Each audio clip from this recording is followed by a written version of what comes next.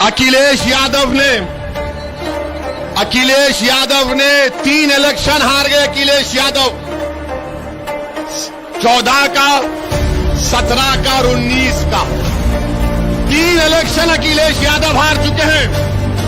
और अगर आप अपने वोट की कीमत और अहमियत को नहीं समझेंगे तो फिर नुकसान आपका होगा, अखिलेश यादव का नहीं होगा। अखिलेश यादव आराम से बैठे।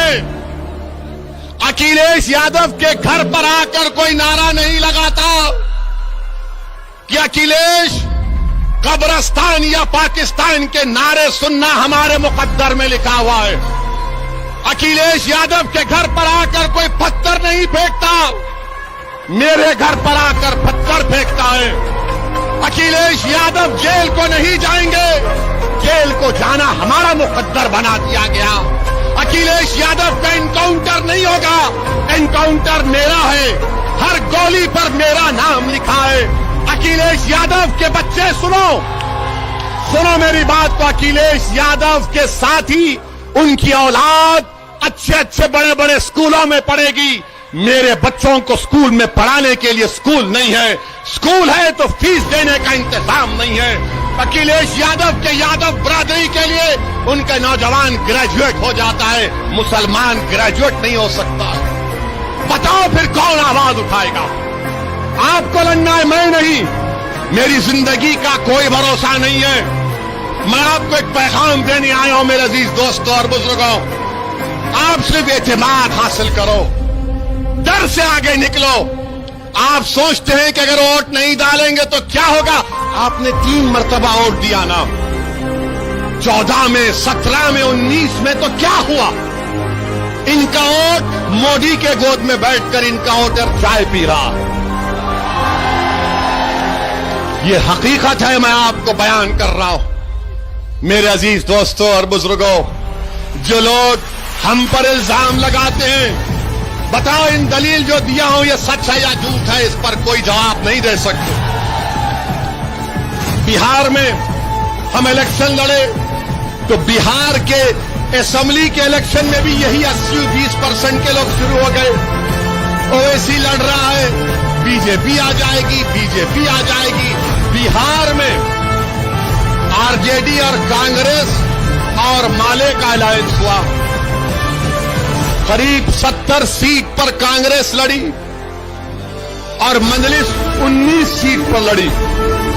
19 में हमने 5 पर कामयाबी हासिल की और जो बचे सीटें थी उसमें 9 पर कांग्रेस और राजद कामयाब हो गए, 6 पर नीतीश और मोदी कामयाब हो गए। हमारी वजह से नहीं हुए। अब बिहार में 2 विधानसभा का बाई इलेक्शन हो रहा है।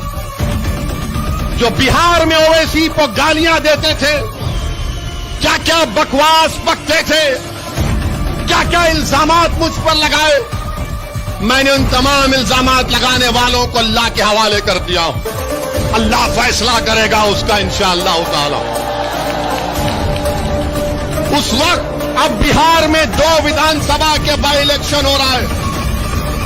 30 नवंबर को पोलिंग है। 1 साल पहले तक ओवैसी को गाली देने वाले आज कांग्रेस और आरजेडी एक दूसरे का मुकाबला कर रहे हैं। बताओ आप इनकी मुनाफिकत देखिए, इनका ड्रामा देखिए। आरजेडी लालू और कांग्रेस के राहुल एक तरफ, दोनों लड़ रहे हैं। और अगर कल वहां पर जेडीयू जीत जाएगी तो किस पे इल्जाम लगाएंगे? ये इल्जाम ये लगाएंगे नहीं, असदुद्दीन ओवैसी लड़ा नहीं मगर किठौर में भड़काऊ भाषण दिया, उसका असर बिहार में हो गया। अरे पापियों, अगर 50 साल का बच्चा शादी नहीं करता तो मैं जिम्मेदार? कल भैंस और गाय दूध नहीं देगी तो मैं जिम्मेदार? सुबह में मुर्गी तहज्जुद में बांग नहीं देगी तो मैं जिम्मेदार? अरे तुम्हारी कमजोरियां, तुम्हारे झूठ, तुम्हारी मक्कारी तुमको इंशाअल्लाह एक दिन तबाह बर्बाद कर रही है। अब आप बताइए, बिहार में कांग्रेस और लालू एक दूसरे से मुकाबला कर रहे हैं और यहां पर आकर कह रहे हैं ओवैसी वोट काटने आया है। मगर जब हम ये बयान करते हैं तो फिर तुम हमसे क्यों वोट मांगते हो? हम क्या तुम्हारे गुलाम हैं? हम क्या, हमारे मुकद्दर में लिखा है कि एक को डाले बाप को डाले, बेटे को भी मुख्यमंत्री बनाया, एक एक परिवार से 3-3 को प्रधानमंत्री बनाया, कितनों को यहां पर विधानसभा भी जाया, सांसद बनाया, मगर इंसाफ कहां हुआ बताओ? यही मंजलिस की लड़ाई है इंसाफ की।